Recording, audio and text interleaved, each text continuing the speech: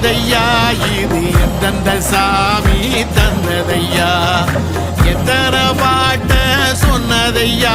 அத சுத்துற பூமி கண்டதையா